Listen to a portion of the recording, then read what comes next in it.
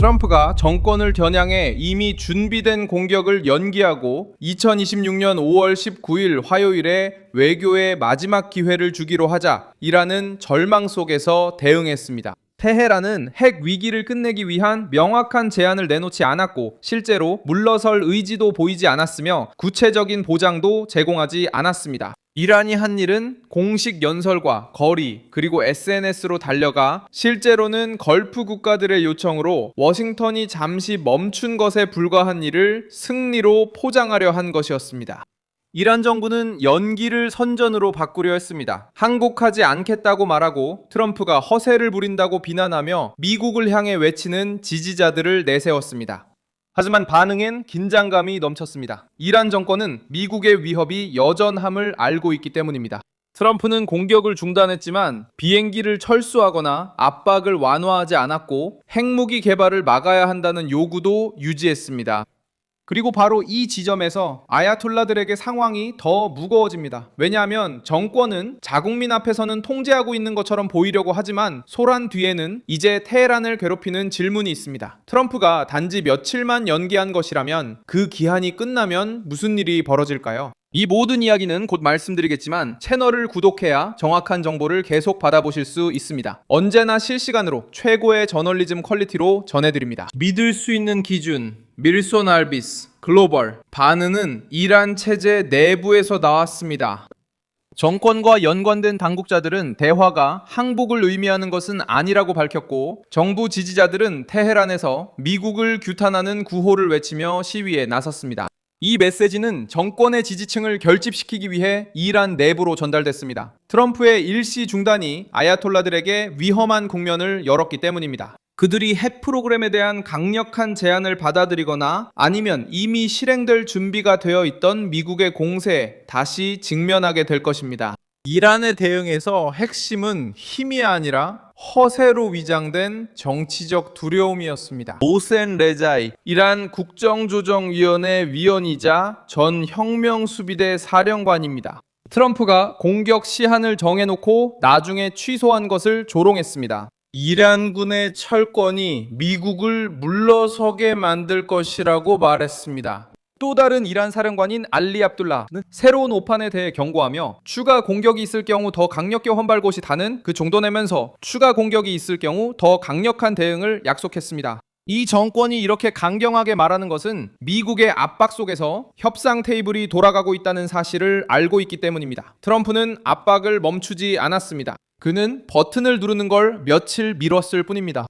백악관은 진지한 협상이 진행 중이라고 밝혔지만 미국 대통령 자신이 공격 결정을 1시간 앞두고 있었다고 경고했습니다. 그리고 합의가 이루어지지 않으면 미국이 다시 이란을 공격할 수 있다고 말했습니다. 트럼프가 언급한 시간은 짧습니다. 이틀이나 사흘, 어쩌면 이번 주말이나 다음 주 초까지일 수도 있습니다. 이로 인해 테헤란은 좁은 길에 몰리게 됩니다. 왜냐하면 모든 강경한 발언에도 불구하고 미국의 전투기와 군함이 여전히 대기 중이라는 군사적 현실과 마주해야 하기 때문입니다.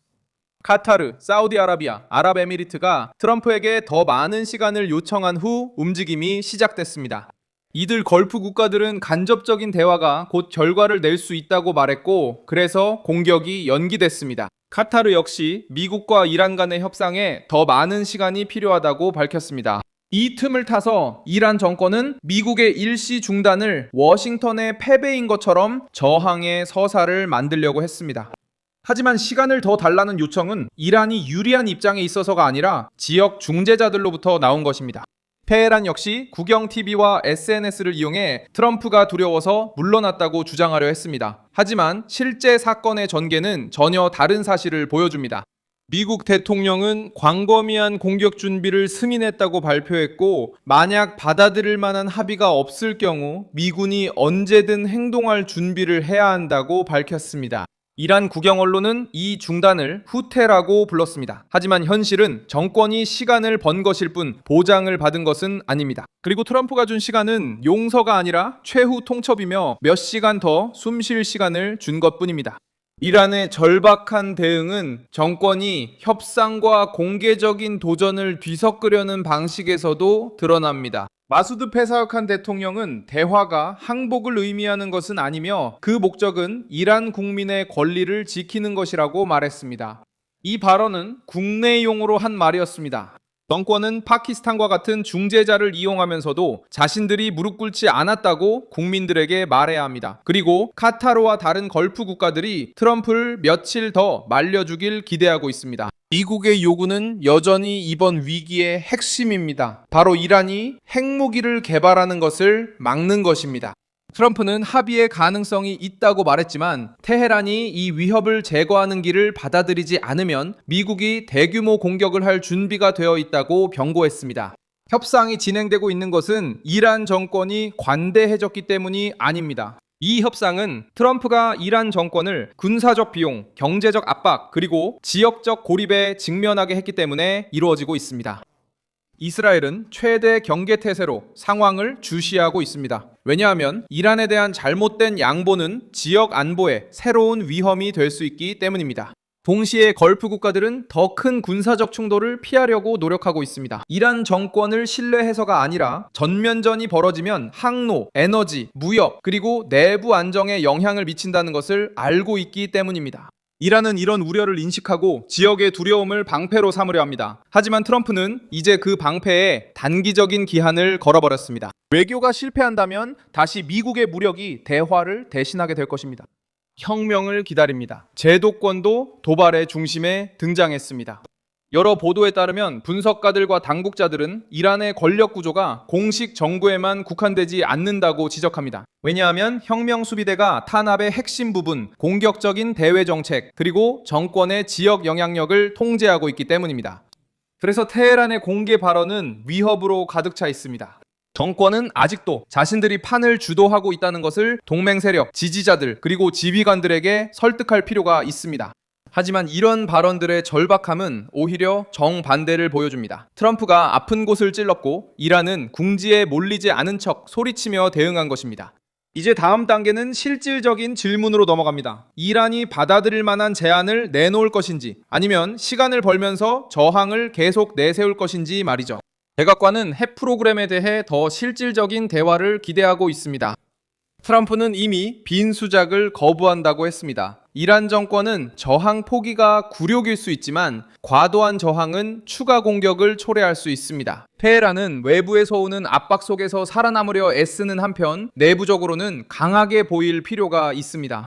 즉각적인 결과는 정치적, 군사적 카운트다운이 시작된다는 것입니다. 카타르, 사우디아라비아, 아랍에미리트, 파키스탄이 테헤란으로부터 실질적인 제안을 이끌어낼 수 있다면 트럼프는 일시중지를 유지하면서 이를 공격 없이 정권의 전략적 항복으로 포장해 팔 수 있습니다.